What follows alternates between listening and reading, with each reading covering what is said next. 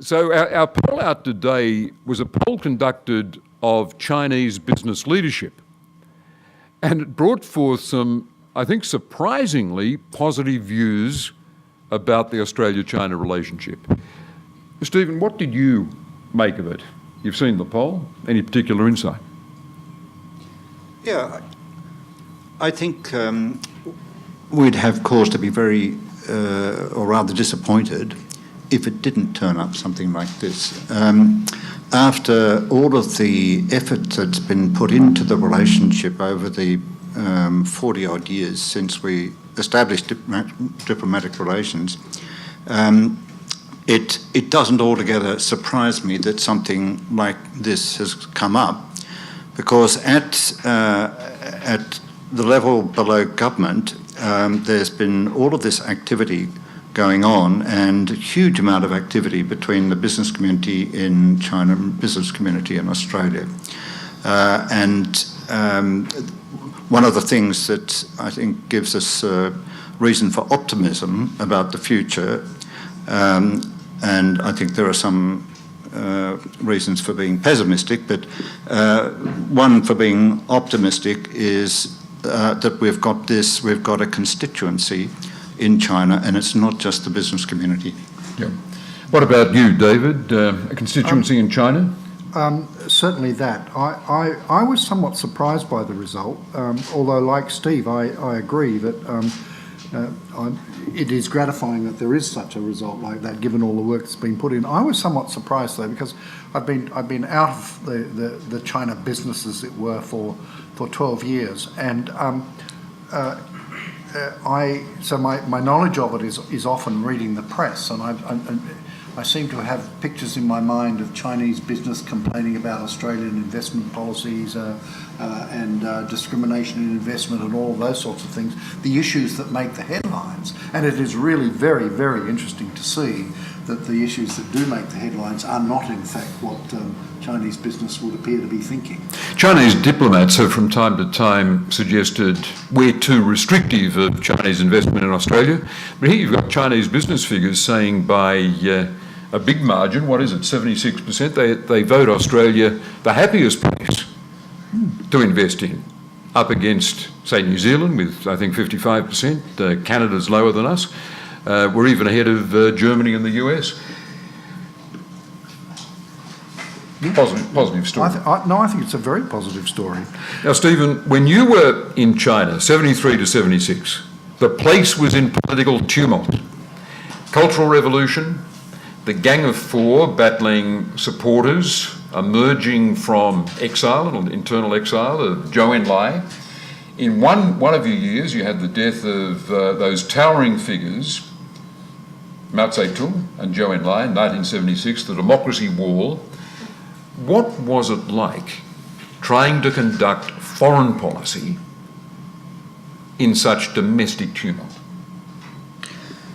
I guess the first thing is that the outward tumult had calmed to some extent and was not visible in the way it had been in the years, particularly in the late 1960s. I went to China in 1968, and I was nearly lynched by Red Guards in Mao's home province in the city of Changsha. So that kind of chaos and violence was not apparent.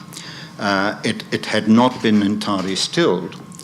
And what had happened is that a great barrier had been put up against the outside world. That is, a barrier against people informing themselves about what was going on inside China, inside the party, inside the government.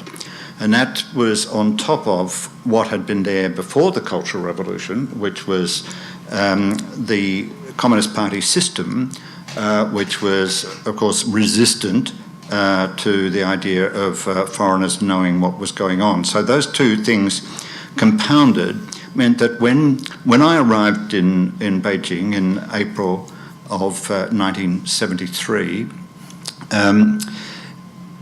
it was extremely difficult to develop relationships with Chinese officials. In fact, most of the time, you were not able to talk about anything. You would, when you made an appointment for a meeting, you had to specify what was going to be the topic of discussion, and you couldn't move outside that discussion, that topic. When you invited people to lunch or dinner, you could talk only about narrow bilateral things and not stray outside of that, which meant that you spent a bit of time talking about, the weather and, what's it like in the southern hemisphere now, and, how do you like using chopsticks? And I mean, when Dr. Jocelyn Che joined us at the embassy as a cultural counsellor, sometimes when we ran out of conversation, we used to sing and invite the Chinese to join us in singing. And while politics forbade them from getting close to foreigners, I mean, you never went to a Chinese person's home. You didn't even see them in the office they worked in. You always met them in a meeting room. They would accept invitations to lunch or dinner, but often only after many weeks of waiting would that happen. So what this meant was it was quite difficult to conduct relations at the officials' level, and many officials were frightened of dealing with foreigners, and people in the street were not supposed to deal with foreigners at all. We were what was known as a kind of off-limits or forbidden territory. 禁区 was the Chinese term. And you could see that people were visibly frightened. Now, this makes for a very challenging situation where you've got to develop a relationship with the government. You've also got to try to understand what is happening in Chinese politics so that you can report to your government and say, well, we're predicting that this and that would happen. It meant that you were very circumscribed all round. But we were not daunted by that. I think we had a very young staff in the embassy, a lot of Chinese speakers, and everyone was very highly motivated. And we operated a lot of the time like a kind of research team, trying to... What reading newspapers, the posters on the democracy wall? Yeah, there wasn't a democracy wall, but yes, reading the newspapers, trying to divine from the newspapers. You gleaned bits and pieces. There was sometimes information would come in from outside China, which would help you to put the pieces together. And a lot of the time, you just had to use intuition.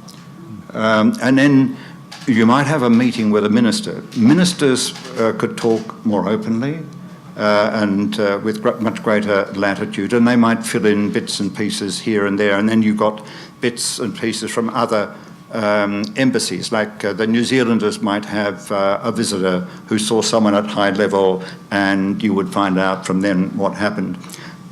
So it was a fascinating time. What happens today was almost beyond imagination.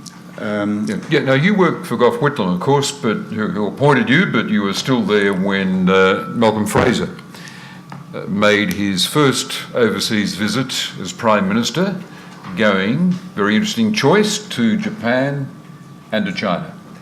And let's dwell on Malcolm Fraser for a moment as a way of us paying tribute to a public servant of Australia. You sat next to him at a meeting? Well, in the talks, in the officials' talks. I must say I'd asked for a briefing from the Department of Foreign Affairs because I was to have a meeting with the Chinese Foreign Minister. This is a few days after the December election, when Malcolm Fraser became Prime Minister, and I got a rather scrappy briefing. And amongst other things, it didn't really draw particular attention to his views on Southern Africa, and a lot of other things besides. So I briefed the Foreign Ministry, and then 5 months later, Malcolm turns up, and I'm sitting beside him, and suddenly I hear this tirade against the white supremacist regimes in Southern Africa, but it was mixed with a lot of other very interesting stuff. It was not the vision that we had of Malcolm Fraser at the time, but he had a vision for foreign policy. He said many times to the Chinese Prime Minister, let's set aside ideology. Let's have a relationship that can be built without our various kind of ideological positions.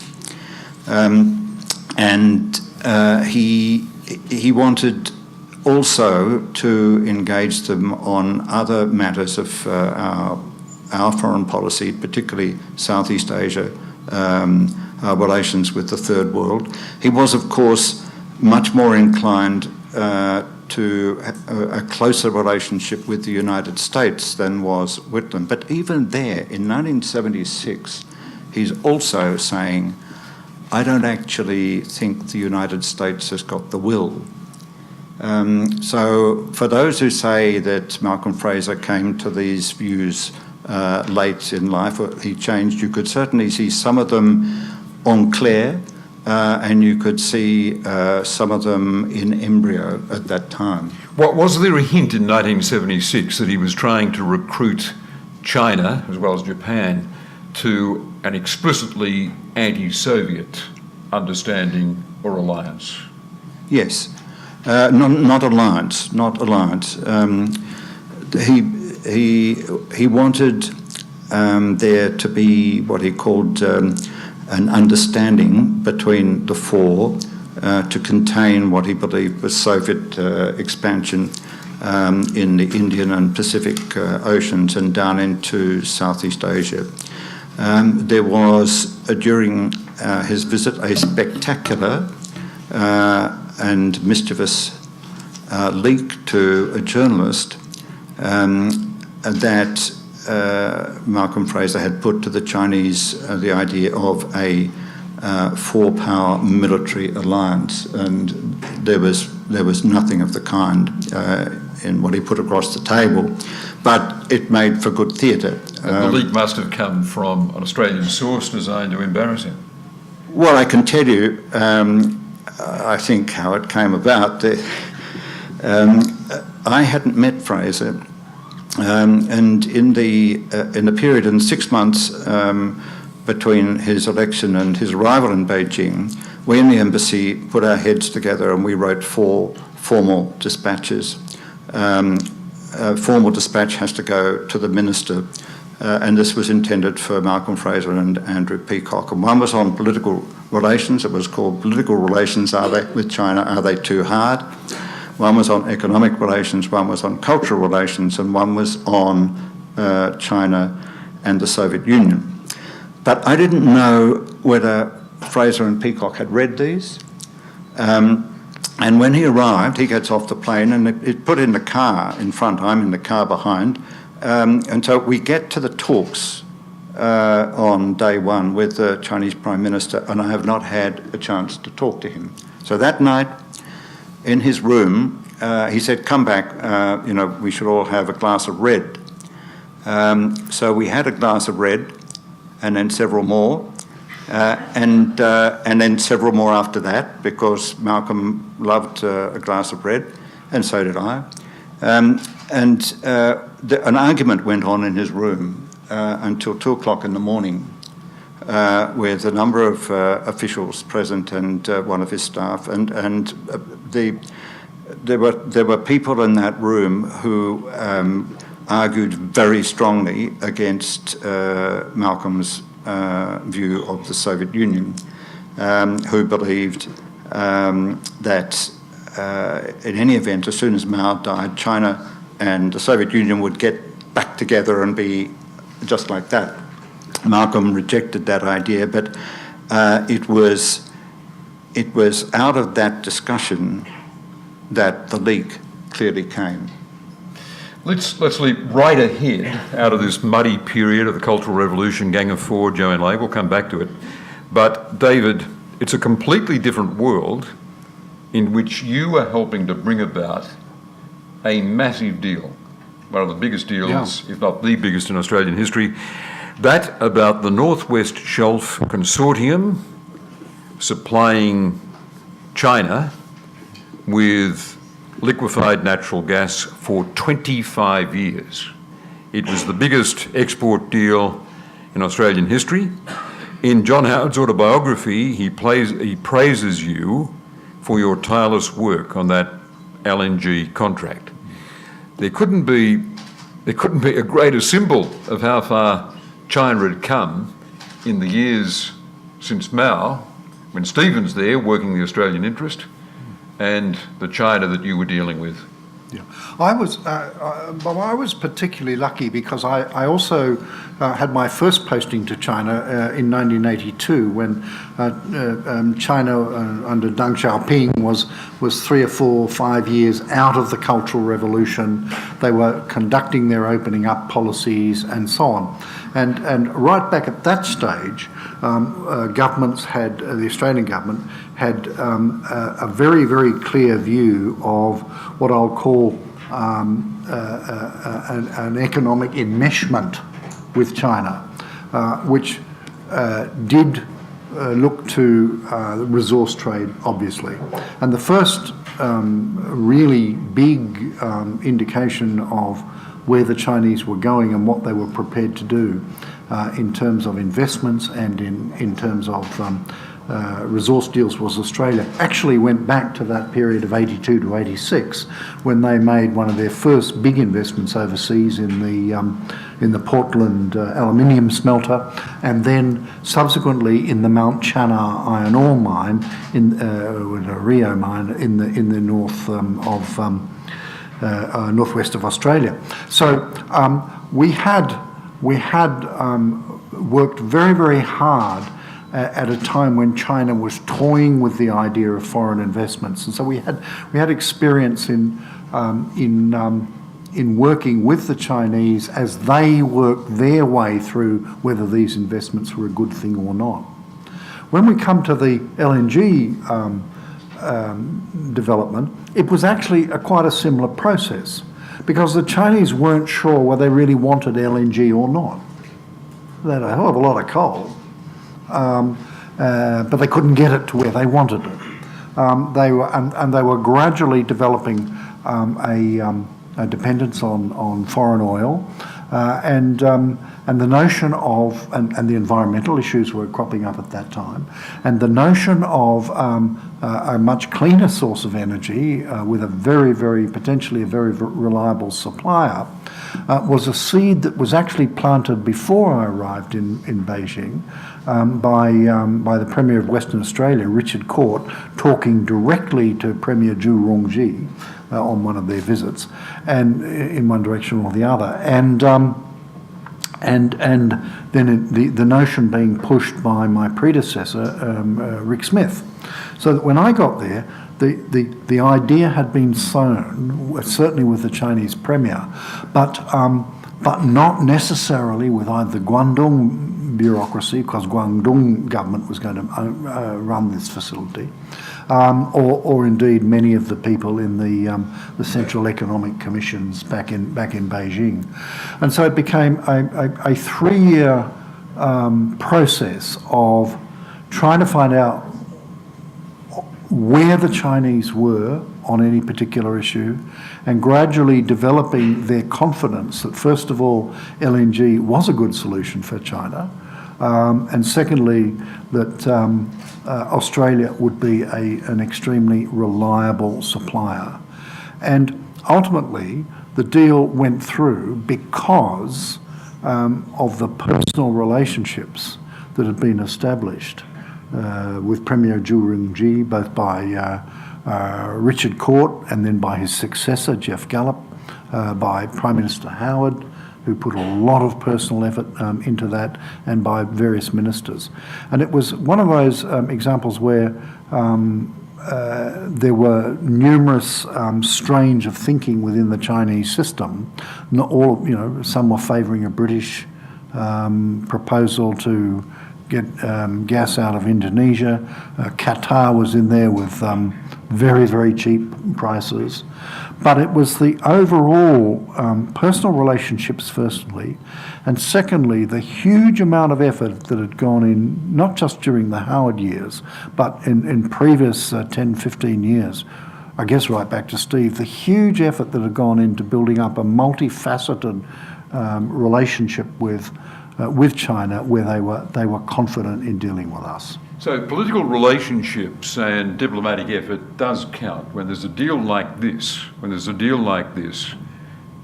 they could swing it, all other things being equal, price being reasonably comparable, it could swing one way or the other based on national reputation. And not even absolute comparability in price. No, the personal relationships are just hugely important. They're an enormous investment and a very costly investment in terms of time on the part of our politicians, but they're absolutely essential. And I must say the same goes for most of Southeast Asia as well. So all the work you have foreign ministers do, all those the speed dating at a UN Leaders Week, foreign minister after foreign minister, 10 a day, all has the potential that sometime in the future, when there's a deal swinging in the breeze, it could land in our lap. And the odd intellectual lecture from Gareth Evans used to help it too. Yeah, okay, that's right. Now, Stephen, back when you were ambassador, did you detect in the air the remotest hint that the China of Mao and the Gang of Four could produce an economy growing like it was in the year 2000, capable of stitching up a deal of this scale with an energy source from Australia? Those four formal dispatches I mentioned that we wrote in 1976 attempted to look forward about 20 or 30 years and to imagine what China might be like at the turn of the century and beyond. On the economic front, we more or less predicted what would happen.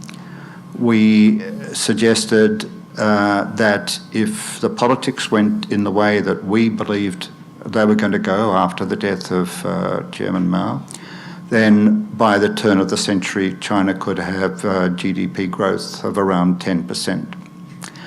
I must say that this was greeted in Canberra with incredulity. You could almost hear the laughter in Beijing that was coming out of Canberra. But to be fair, I suppose, to Canberra, this was speculative, and it was a matter of judgment. You had to use a lot of intuition, but we believed that our assessments of the politics were sound, and that after Mao died, the politics were going to change quite dramatically, and that there would be a rediscovery, if you like, of China's roots, its cultural roots and its Confucian roots, and that it would begin to behave economically somewhat like the so-called Confucian societies of East and Southeast Asia. So, in other words, after the excesses of the Cultural Revolution, there'd be a return to normal, to something approaching normal. Well, we thought, I mean, if normal was what was the state of China before the Cultural Revolution, that was one kind of normality. But we were suggesting that there was going to be much more attention to issues concerning the ordinary Chinese social development, welfare development, and so on. The politics before the Cultural Revolution had been driven by periodic political campaigns, and increasingly they had become quite debilitating. and they diverted attention from the real issues of building the economy and building an education system that would serve China in its relations with the outside world. And so we were anticipating what in fact came to pass after Deng Xiaoping came back and opened the door. And of course, the important thing about, really important thing about the opening of the door, I mean, we tend to focus on the open door economically, but the really significant thing was it allowed an opening of the Chinese mind to the outside world, to the international world, and to the world of ideas. And that has been as important in what's happened in China since then as what's happened in the way we can describe in economic terms. David, you saw the China of the 1980s when you were in the embassy. Then you're there in the early 2000s as ambassador. How would you interpret the change that was oversighted by Deng Xiaoping? Oh, look, it was hugely significant. It wasn't easily done. I recall in the early 80s there was still considerable debate about the extent to which there would be opening up. There was a group of people in the party who were really quite opposed to the notions of freeing up agriculture, breaking down the commune system, responsibility system in agriculture. They didn't like. There was quite a strong rearguard action fought. In fact, the man who led a lot of it, a fellow called Deng Lichun, I think just died this year. But there was considerable opposition, and we as foreigners living in Beijing, we were watching this all develop and trying to interpret it. Sometimes we got it right, sometimes not. But then, over a period of time, things really began to click and open up. Whereas Steve had much more difficulty dealing with Chinese officials, we were finding that they were in a period of transition. And they were starting to come to parties. They joined in the songs and started to go out of their way to cultivate us and to talk much more than they had in the past. Well, they talk about China's internal affairs, about debates within the party? They certainly didn't go to the point of talking, giving us any hint that there might be differences. One had to read the press and pick it up from other ways, but we certainly were meeting a lot more people who were not officials. We were travelling around the country much more, you couldn't get out to the provinces by and large, I take it. No, we were confined to Beijing, as it were, and there were two other cities you could go to. One was Tianjin, because that's where household goods and stuff were imported. One was Guangzhou, because that was the only way to get out of China to Hong Kong. But I used to apply every couple of weeks. I'd apply to the Foreign Ministry to go somewhere in the provinces, and you know, sometimes surprisingly I would get a response. In fact, without any apparent connection with the political situation, just after Zhou Enlai died, and there was a massive outpouring, but this was shut down by the people who came to be known as the Gang of Four. Suddenly I got approval to go to a place called Jingganshan, which I'd wanted to go to for years. This was a revolutionary base area down in Jiangxi on the border of several provinces. So, not only did we go, I went with the first secretary from the embassy, David Ambrose. We're in the car going from Nanchang, the provincial capital, towards Jingganshan, and along the road there are tea stalls. And after a while I said, let's stop and have a cup of tea. So we stopped, and this tea seller was a talkative chap. He wanted to tell us about the black-bone chicken that you could get up in Jingangshan. He said, very tasty. He said, where are you from? I said, we're from Australia. Ah, he said, Manning Clark. I thought, now, I can just imagine that the public security might have put tea sellers along the road because we were travelling, but Manning Clark. Anyway, if you tried, you could get to a lot of places, and I did. By comparison, by 82, we were still having to get permission to travel, but we were, we packed the family up, pop in a train, and we'd go off to Hula Hot or down to Shanghai or whatever. It was starting to open up, and by the second time round, the ambassador wanted to travel. He rang up the local foreign affairs office of the province or wherever it was, and they were extraordinarily welcoming. You asked for sort of a symbol of the change that occurred with Deng Xiaoping. I think it was about 1983, I went to a place called Qufu, which is the home of Confucius. And the tombstone of Confucius had been recently resurrected. And I think if you want something symbolic in terms of a journey out of chaos back into what I keep calling, without ever being able to define it, Chineseness, I think that was it. And so you'd see the whole process, this is what I referred to earlier as normalisation, as a return to Chineseness. Yeah, but perhaps without some of the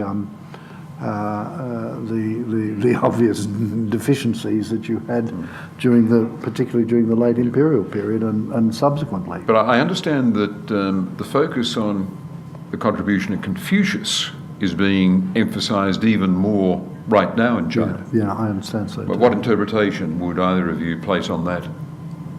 Well, I'm wondering if, and this is a whole different debate, but as you know, it's very fashionable at the moment to say that sort of communism has lost its, as an ideology, has lost its allure for an awful lot of Chinese, and therefore the Chinese government is moving much more firmly to emphasise a much more nationalistic point of view than you've necessarily seen in the past, and maybe that is an expression of that nationalistic thinking.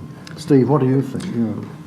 This began to happen after the Tiananmen episode in 1989. When you look at the content of education, it's quite interesting. The textbooks used in schools and so on. Throughout the 80s, there was this continuous broadening and a kind of internationalisation of outlook in many respects, including in education. The Tiananmen episode brought about a whole lot of rethinking about where China was and where it was heading. And one of the things that came out of it, ultimately, of course, we had Deng again on the economic front, intervening, his famous trip to the south and a new kind of boost given to economic development opening. But in these matters, there was a return to the symbols of the past, much greater emphasis on Chinese history, a lot of renewed emphasis on the 100 years of humiliation at the hands of the imperialist powers. And then coming out of the end of that, by the time David is there, you begin to see this much more emphasis on Confucius and Confucianism and open discussion of Confucian societies and so on. So it was in part a reaction to what happened then in the square.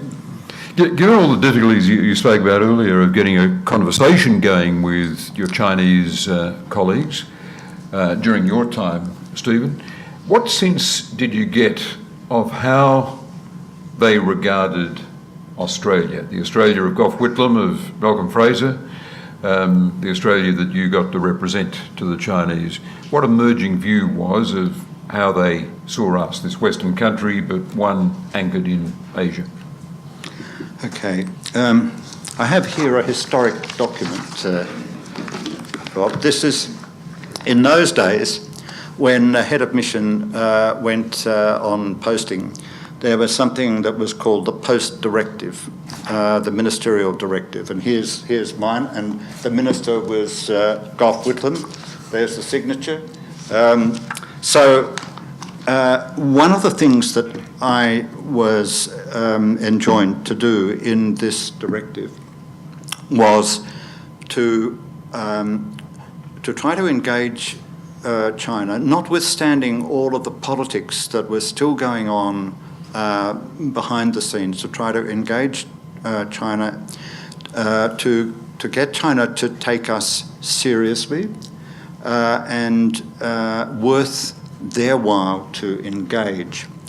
So from the very beginning, with all the people I met, I talked about many aspects of our foreign policy, but particularly about our interests in Asia, and in that particularly Southeast Asia, the overseas Chinese. I talked often about the concerns that Southeast Asian countries had about the communist parties in their countries that were supported by radio broadcasts and other ways from China, and I talked about that to the Premier, Zhou Enlai, and to the Foreign Minister and everyone else I met.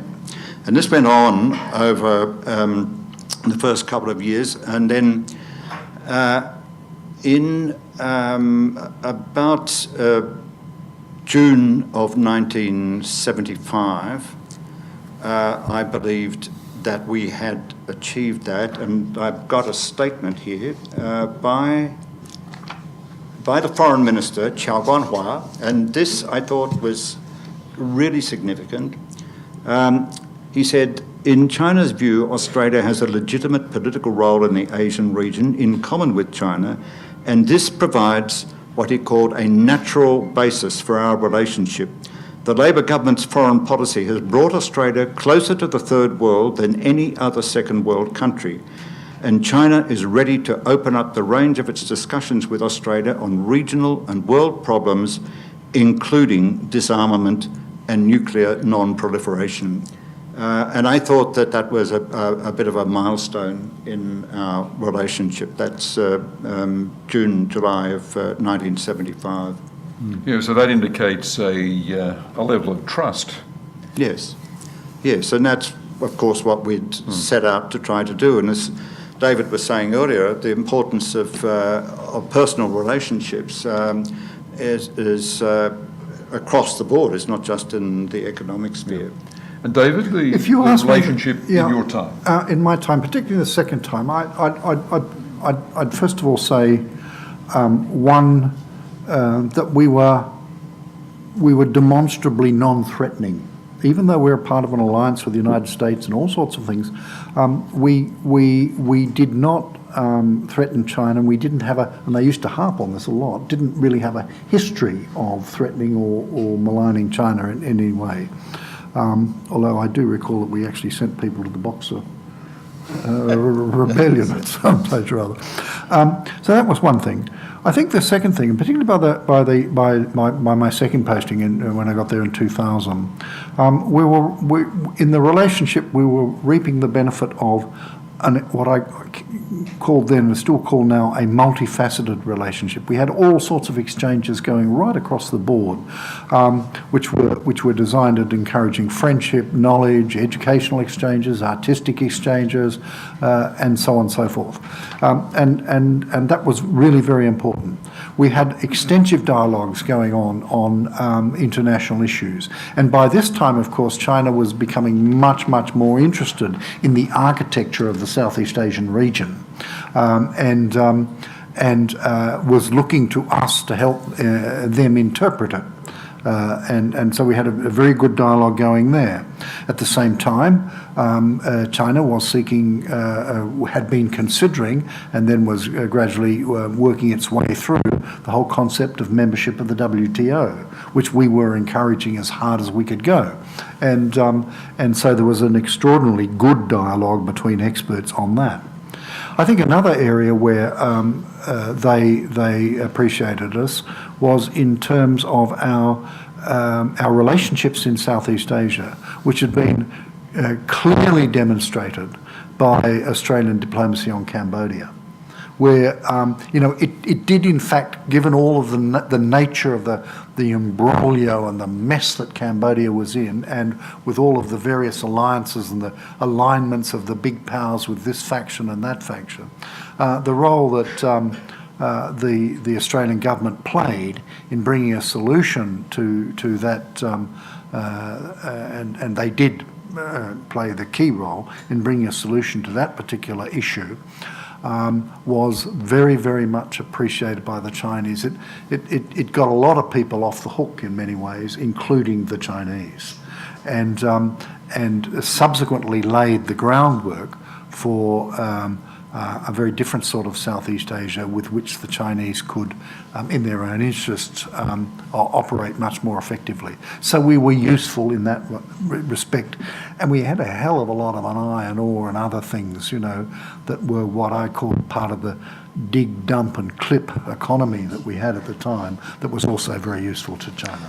Just on the question of not being threatening, a Chinese official once said to Jocelyn Che, who was in the audience tonight, a very important figure in Australia-China relations. He said, "We like Australians because they're so obedient." 他们很听话. Was there some misunderstanding in the choice of the adjective? I recall my first meeting with Wang Yi, who was the second Chinese foreign minister I dealt with. He began by talking about, he opened up our dialogue by talking about Australia, acknowledging Australia's respect for China's core interests. David, what were the 5 poisons that you were lectured about repeatedly by Chinese during your time? Endlessly. The Chinese were very concerned about the impact of the evil nature, the toxicity of foreign influences in respect of the issues they had with Tibet, in respect of the issues that they had with Xinjiang, in respect of the issues they had with the Falun Gong, democracy generally, and of course Taiwan. By democracy generally, just to close in on that means the leading role of the Communist Party? Yeah, the attack on the Chinese political system that comes from all over the place, because it's not a pure democracy like we have. So these 5 poisons are threats to 5 core interests. Is Absolutely. The correct reading? Absolutely. Well, they're seen as core. I've been spending quite a bit of time in my more recent meetings with Chinese when I don't have to take foreign affairs type responsibility for what I say, and saying, look, you've got to stop banging these drums because, Tibet isn't going to walk away from you. You're certainly not going to let Xinjiang go very far. The Falun Gong, I mean, what on earth can they do to you? They just sit around and breathe, for goodness sake. And the democracy thing, you'll work that out in your own way. And Taiwan, that's a problem. But haven't you made an awful lot of progress in recent times in managing that particular problem? Not solved it completely. And external, and that can be a bit existential, if you like. But certainly a robust relationship with China is dependent on them feeling that there's nothing in our foreign policy position that goads or pricks at those so-called core interests. Yeah, but there are things in all of our foreign policy positions that in some way or other, if you read our press or some decisions that governments take from time to time, will impinge on those 5 interests. But I think the key point is that Australia is not about to challenge China on those 5 interests. One challenge in the relationship is that there's never been a country, there's never been a partner Australia's had in its history that has been so important and had such different values. I think this is a reality when it comes to the China relationship. Our biggest economic partners have been the British Empire, the United States, and post-war Japan. Values akin to ours. China's are different values. So I'll start with you, David. What was the biggest single insight you gained as ambassador into how Chinese see the world? The insight that took you by surprise? The strength of it took me by surprise, and that is the utter, carefully thought out, you can say calculating if you like, pragmatism in the way the Chinese approach most issues until you reach a point where there is a existential or absolutely fundamental. You're talking about foreign policy. Foreign policy issues, yeah. Is it best seen as a national interest-driven foreign policy? There's a huge. I've always been surprised at the amount of work that the Chinese diplomats do in presenting arguments, working out policies, and so on. It starts from different bases than us. For example, the whole notion, the Chinese notion about not interfering in the internal affairs of other countries is very different from that moral and ethical element of drive that pushes us into interfere with Western foreign policy into foreign countries. But the thing that sort of most impressed me is that decisions are appear to me anyway to be taken in cold blood. They're taken in the cold hard light of day, and they're absolutely rational and absolutely pragmatic. Stephen, you knew a lot about China when you went, a lot about China, pre-1973 China.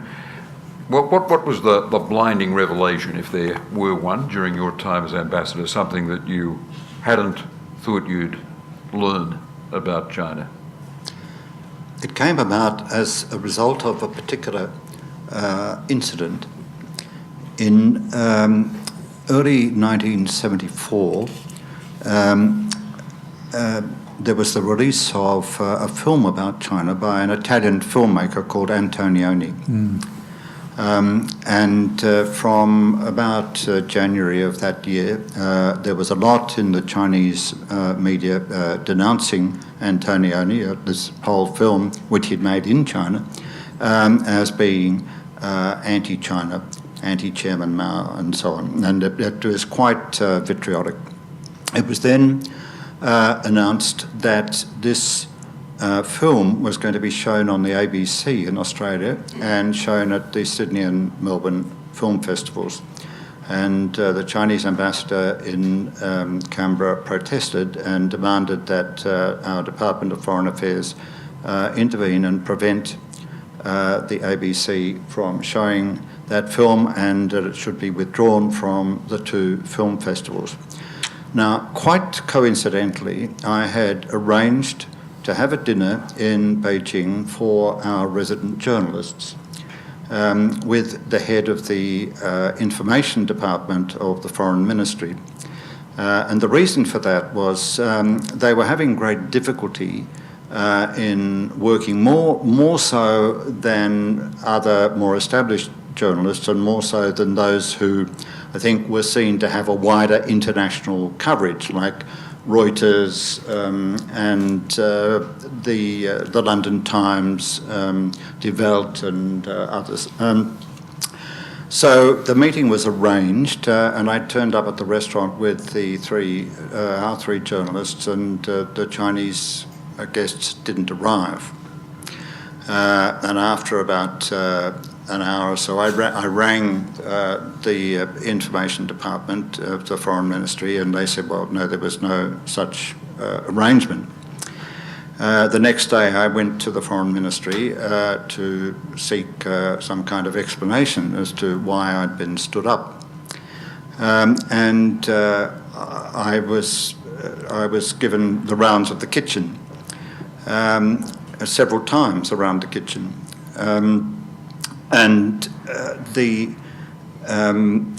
There was still an insistence that our Department of Foreign Affairs should stop this film from being shown in Australia.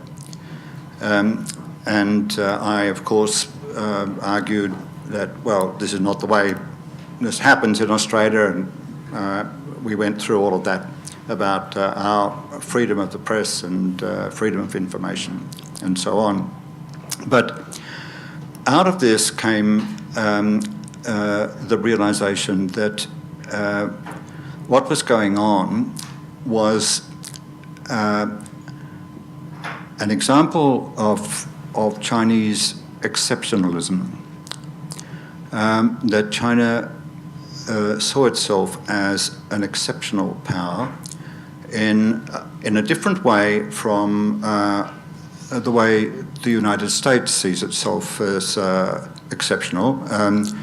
The US does God and the divine right, in the lay sense of that term, to intervene and tell other people how they should run their political systems.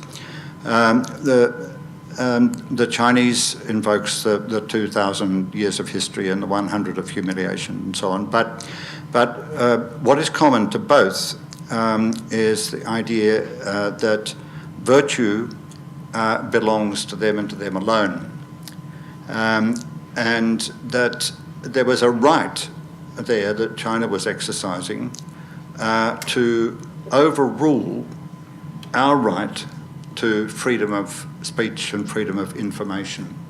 That was implicit throughout the conversations, and that was a considerable revelation to me, just the depth and the extent of that idea, and I believe it remains today, and understanding that is fundamental to understanding China and its foreign policy for today and tomorrow, and understanding how we, Australia, have to meet China and respond to China and become engaged, more engaged, in fact, than I think we are. David, what was the trickiest problem you ever had to solve as ambassador? What encounter, what task actually gave you the feeling that day you'd earned your pay? I guess ultimately it was the day that the contract for the LNG was announced, because right up until the last minute we still had no idea which way it was going, and it was all of the machinations to get to that point that was the tricky bit, I think. And Stephen?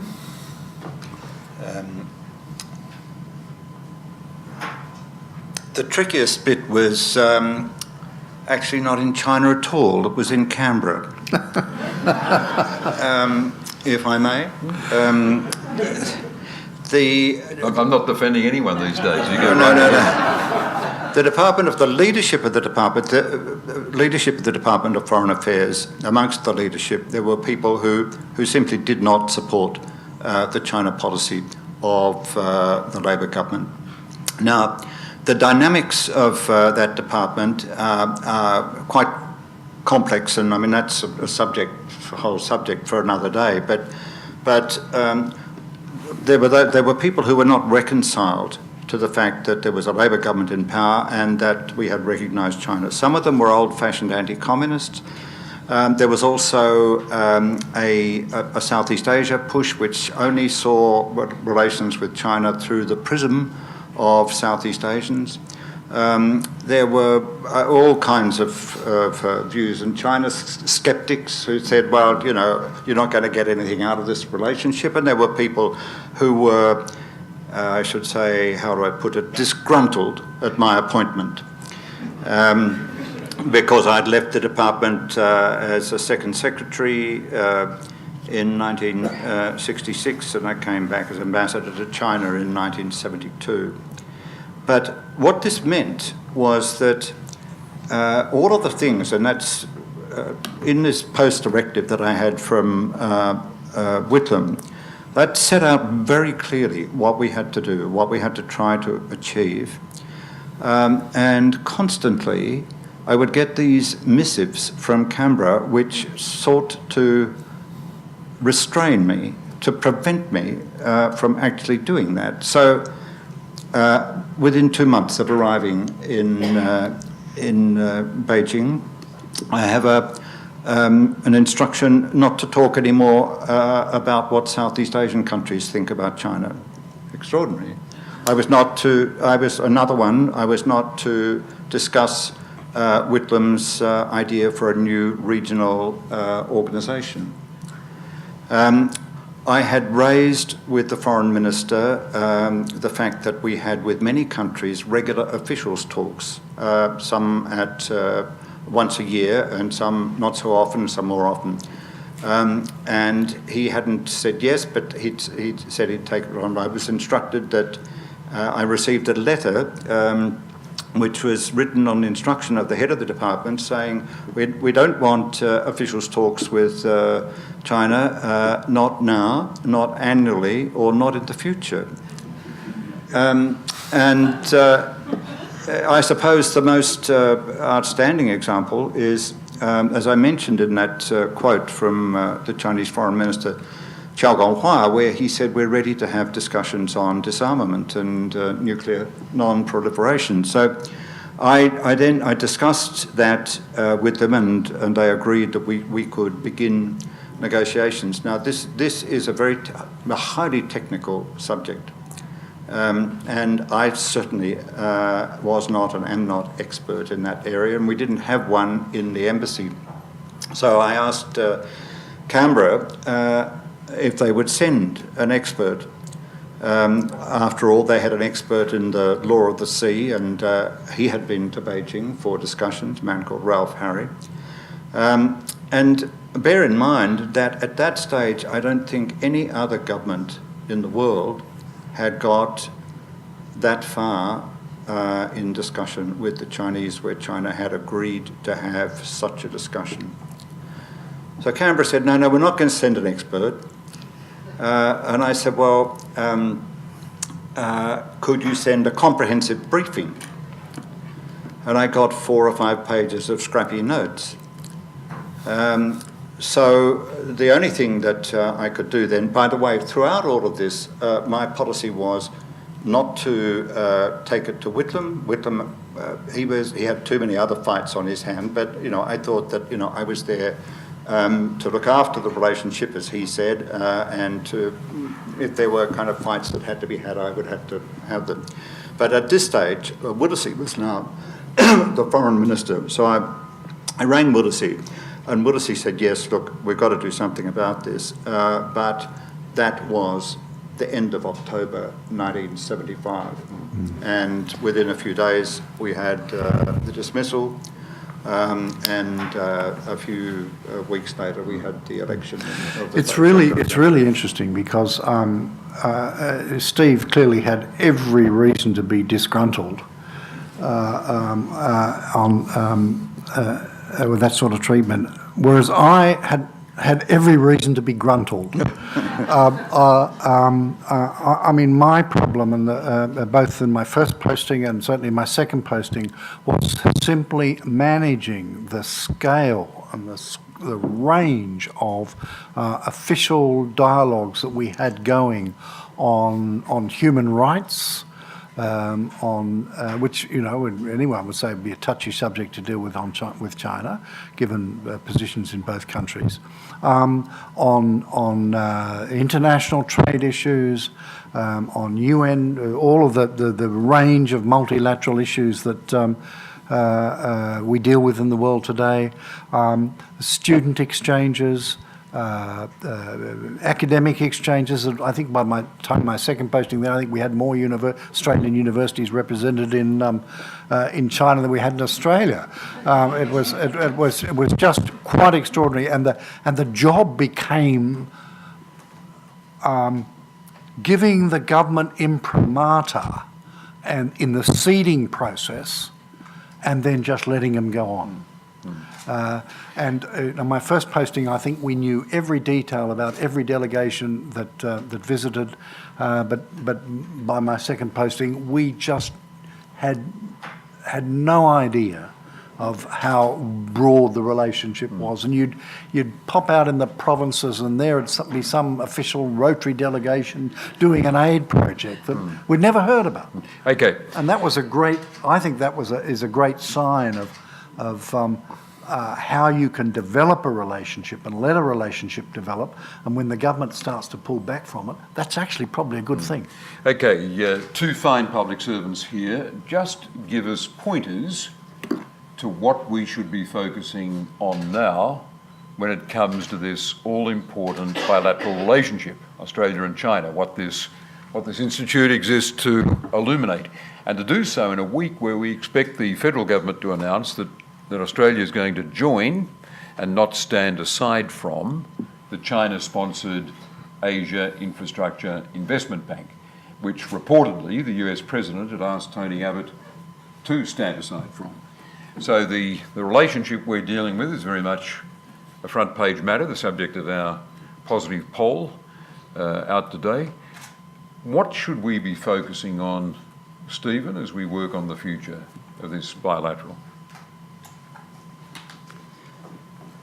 We have a problem. And the problem is that we don't have any long-term vision for what this relationship is about. I mean, it's excellent that we have an FTA and fantastic that we have all of these other things that are going on. But the government relations and the government policies are critically important, and there is no, in the contemporary term, there's no narrative from the government about the long term where they think we should be with China in 15 or 20 or 25 years' time. When you were Foreign Minister, there was the excellent initiative to have a strategic relationship with China. But one senior official said to me after that, well, now we've got that, we've got to put some substance into it. And I thought, what? First of all, I thought that maybe the substance ought to have been there before. But I also thought, what substance are you going to put into a strategic relationship if your idea of strategy towards China is determined so heavily by the United States? So we now have this thing which is called a comprehensive strategic partnership. And still there is no explanation as to what this is. There has been no extended analysis of what this means, of what the Australian government intends, what are the various scenarios, what are our preferences. There's a whole range of issues there that just haven't been addressed. So what I think needs to be done is, one, we have to be attending much more to what China is about. And I don't just mean with FTAs or even the ACRI, the Infrastructure Investment Bank. What does China want? How does China see itself, our region and Australia, in, say, 2025? Because there is a lot that's going on. China is in the process of building a sprawling network of economic and other kinds of infrastructure that involve Southeast Asia, West Asia, and many of these arrangements do not include Australia. But more than that, China has been laying out some ideas about what it thinks about the region. Xi Jinping presided over a very important meeting a couple of years back in which he talked about peripheral diplomacy towards peripheral countries, 周边国家. Now, you have to read this carefully to understand that China actually is thinking about a different set of arrangements in our region. It talks about communities of common destiny, another concept which needs teasing out. And of course, the Silk Road, the New Silk Road, the Maritime Silk Road. Some people actually dismiss this stuff and say, well, that's China, the kind of... but actually, this is very serious. And this is how China sees the shape of our region. And we have to know about that. You can't have a strategy in respect of another country unless you have the clearest possible understanding of where that country is and where it's going. And it's not good enough for our Prime Minister, I'm sorry whether you think this is inappropriate or not, but to stand up in the Parliament and say, oh, Xi Jinping has just declared that by 2050 China is going to be fully democratic. Now, he clearly has never read a Chinese statement that uses the word democracy in relation to the current system and the system before. How can you have confidence in such a person who is so unlettered in the basic lexicon of this great country, which is such an influence on us? Anyway, we have to, first of all, to understand it and put a lot more effort into it. And then, in my view, we have to try to get amongst it as much as we possibly can. We have to be much more involved than we are at the moment and try to be involved even where if initially it appears that we're not naturally a part of some of these relationships and these new arrangements that China has, we've got to get deeply involved with that, because in order to look after our interests, we absolutely have to be. And to be effective in that, we have to have a much more independent foreign policy. David. I would start by saying that the first thing that we need to do is actually not just focus on China. We need to have a much clearer vision of what our interests are and our strategic interests in this whole region, of which China is going to be undoubtedly the single biggest influence. So put our commercial relationship with China to one side, which has a raison d'etre of its own, and let us think about what we want out of the Asia-Pacific, and even now the Indo-Pacific region, although that's having a bit of trouble conceptually getting off the ground.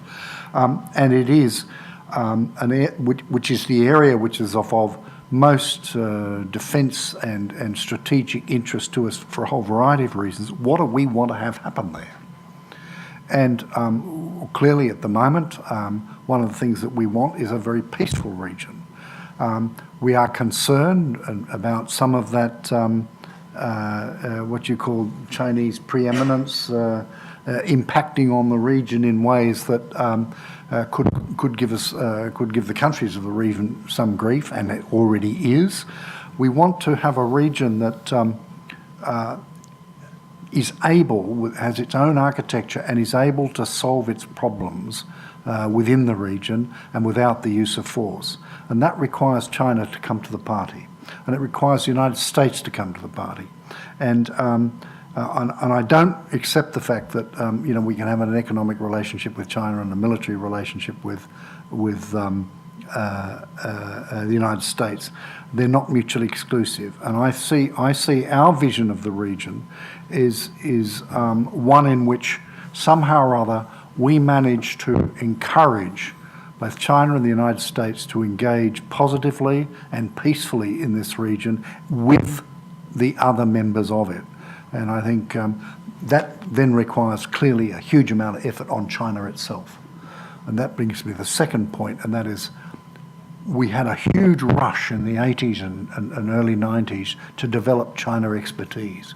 It has seemed to come to a sputtering halt current situation here, accepted, but and I do think that as a nation we need to be continuing to increase rather than decrease the amount of effort we put into China skills. Not just amongst our students and our business people and our government civil servants, but for goodness sake, with the press. Yeah. Thank you, David. Well, that's what we're about. That's what we're about. Those words couldn't have been better timed to encourage ACRI at UTS. This has been a great discussion. We'll put it on our website when that is up. You've got to give us a little bit more time. We think in May we'll have a lively website. It should be very good. It's costing enough, but you'll enjoy it. And this conversation will be up there with some other ACRI events.